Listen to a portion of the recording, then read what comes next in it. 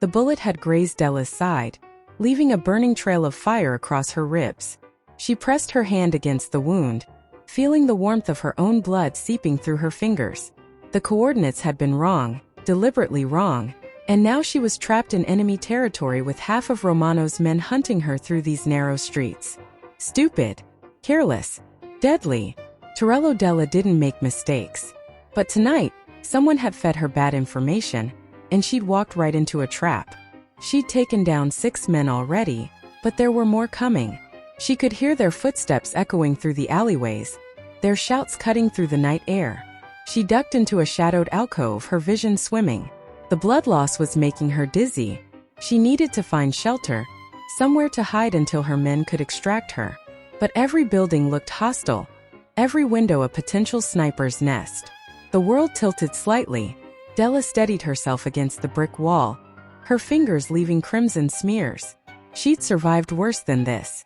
She'd survived the massacre that took her parents, her siblings, everyone she'd ever loved. She'd clawed her way up from nothing to build an empire on the bones of her enemies. She wouldn't die here. Not like this.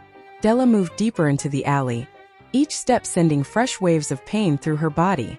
Her phone was destroyed. A bullet had shattered it in her pocket. Her backup piece was empty. She was alone, wounded, and running out of options. That's when she heard the footsteps.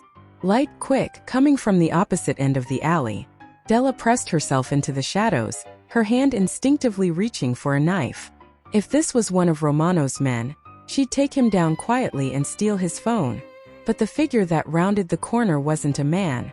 Paris Martinez was exhausted. Her shift at the convenience store had run 2 hours over because Marcus called in sick again, and now it was past midnight. Her feet ached, her back hurt, and all she wanted was to collapse into her lumpy second-hand mattress and sleep for 12 hours straight. The alley was her shortcut home. Not the safest route, but it cut 10 minutes off her walk, and tonight those 10 minutes felt crucial. She adjusted her backpack, her mind already cataloging tomorrow's problems. The electric bill was due, her student loans were suffocating her, and her landlord had mentioned something about raising the rent. She almost didn't see the woman. The figure was slumped against the wall, barely visible in the dim light. Paris's first instinct was to keep walking. This neighborhood had taught her that minding your own business was the key to survival. But then she saw the dark stain spreading across the woman's expensive-looking shirt, saw the way her hand pressed against her side. Blood. A lot of it. Oh my God! Paris breathed, already moving forward. Her nursing school dreams might have died from lack of funds, but she still carried the first aid kit she'd assembled after witnessing too many workplace accidents. Hey, can you hear me? The woman's head snapped up, and Paris found herself staring into the coldest eyes she'd ever seen.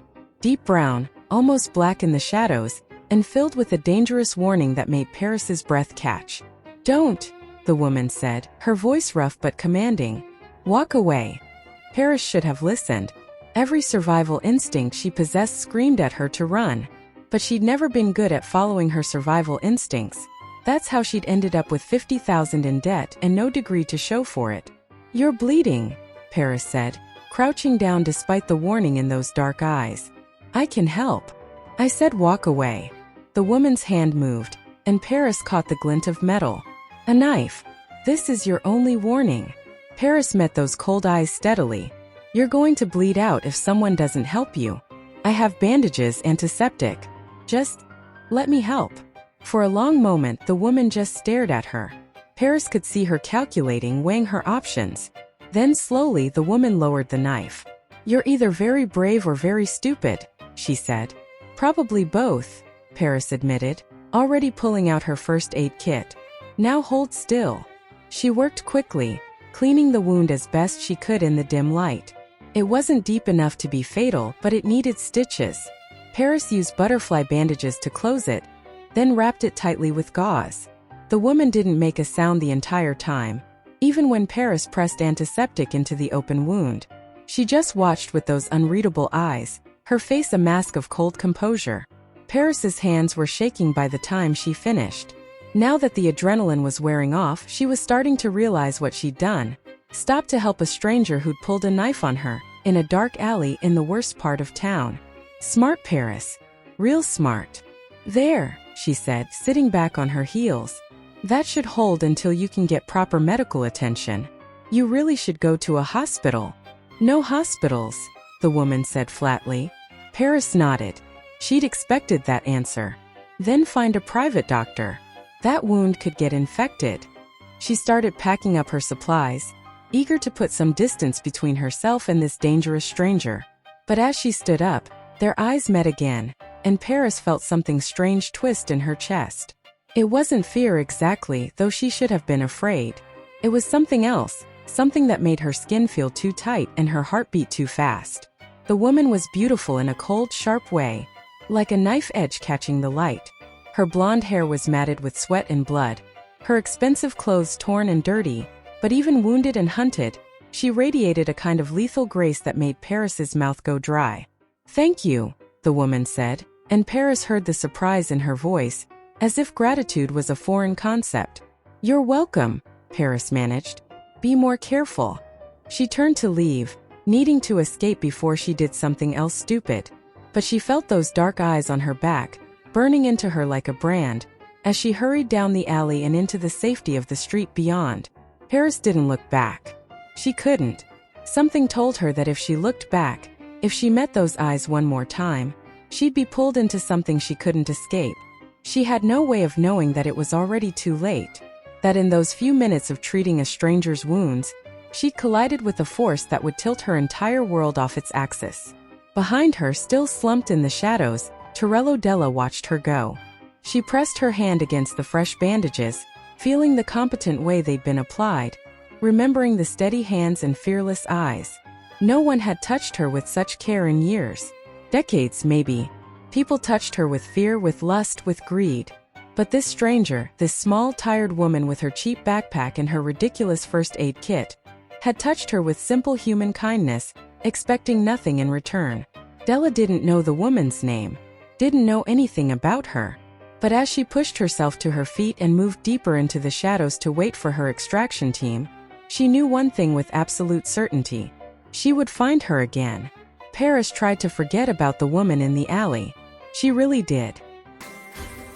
You have reached this point. Please subscribe for more. Thank you.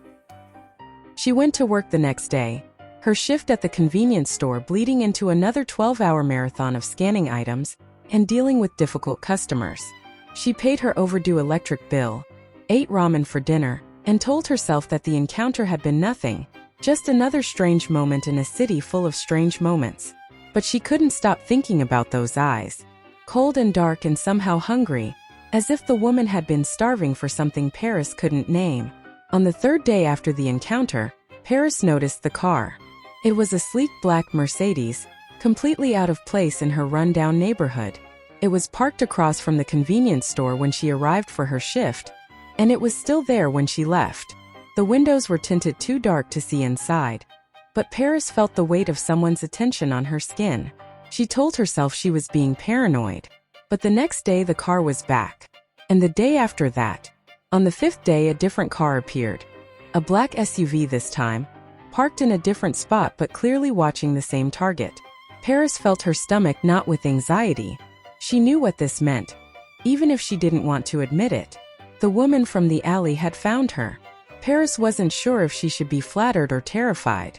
She settled on annoyed. She had enough problems without adding stalked by dangerous stranger to the list. So on the sixth day when she spotted another black car, a sedan this time, she marched right up to it and knocked on the window. The window rolled down to reveal a large man with a scarred face and cold eyes. He didn't look surprised to see her. "Tell your boss I want to meet with her," Paris said, keeping her voice steady despite the fear making her hands shake. "Tonight. Alone. Or I'm going to the police." It was an empty threat. She had no idea who the woman was, no proof of anything. But the man nodded slowly, as if this was exactly what he'd been expecting. "I'll pass along the message," he said. His voice was surprisingly cultured, at odds with his thuggish appearance. "Someone will pick you up at 8. "I'm not getting in a car with strangers," Paris said firmly. "Tell me where to meet her, and I'll get there myself." The man's lips twitched, almost smiling. "The Bellissimo Hotel. Penthouse suite. 8 o'clock. Don't be late." The window rolled back up, and the car pulled away, leaving Paris standing on the sidewalk with her heart pounding. What am I doing? This is insane. I should run. I should disappear. But even as she thought it, Paris knew she wouldn't. She needed to know who this woman was, what she wanted. And maybe, in some small, reckless part of her heart, she wanted to see those dark eyes again. The Bellissimo Hotel was the kind of place Paris had only seen in movies. All marble and gold, with doormen in pristine uniforms and chandeliers that probably cost more than she made in a year. She felt desperately out of place in her worn jeans and cheap jacket, but she held her head high as she walked to the front desk. The concierge barely glanced at her before directing her to the private elevator that led to the penthouse. Paris's hands were shaking as she pressed the button. This is a mistake. Turn around. Leave now. But the elevator doors opened and she stepped inside. The ride up felt eternal. Paris watched the numbers climb 10, 20, 30 floors and tried to steady her breathing. She wasn't sure what she was walking into, but she had a feeling her life was about to change in ways she couldn't predict. The elevator opened directly into the penthouse. Paris stepped out into a space that was more opulent than anything she'd ever imagined.